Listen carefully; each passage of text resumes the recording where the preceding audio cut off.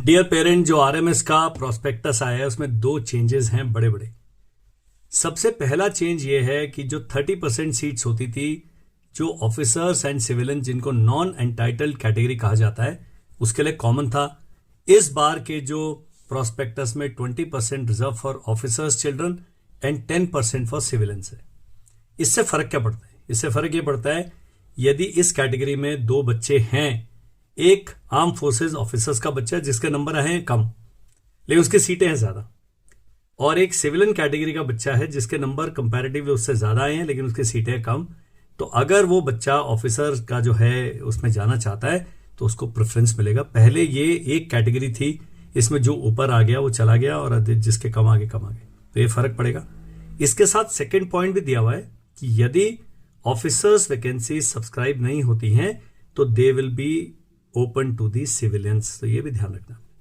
और ये उनके लिए बहुत बड़ी वो सीख है कि भाई जो सिविलियन हैं उनके लिए आरएमएस में वैकेंसीज है कम है।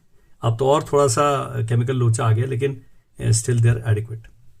सेकेंड जो प्रोस्पेक्टस में मेंशन्ड है वो नॉन एंटाइटल्ड कैटेगरी के लिए स्कॉलरशिप।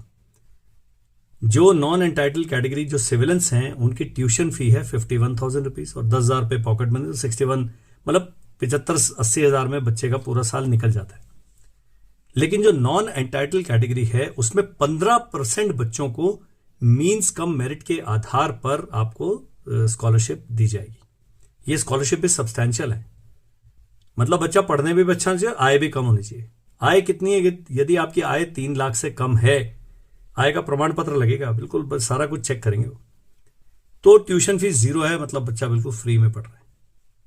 यदि आय 3 लाख से 4.5 लाख के बीच में है तो 50% स्कॉलरशिप मिलेगी 15% बच्चों को। ये थोड़ा है घिचपिच है इसके अंदर, लेकिन आप समझ गए मैं क्या कह रहा हूं। और 4.5 लाख से ज्यादा आय है तो फिर आपको पूरा जो है फी भरना पड़ेगा। तो जो दो मेजर चेंजेस थे, जो पिछले वाली तक जो एग्जाम था वहां पर नहीं था। तीसरा बड़ा मेजर चेंज है कि राष्ट्रीय मिलिट्री स्कूल की जो वेबसाइट है उस पर इसका कोई मेंशन ही नहीं। NIELIT जो है उसमें जो वेबसाइट है वहां पर सारा डिटेल्स अवेलेबल है, सारे डॉक्यूमेंट्स अवेलेबल है।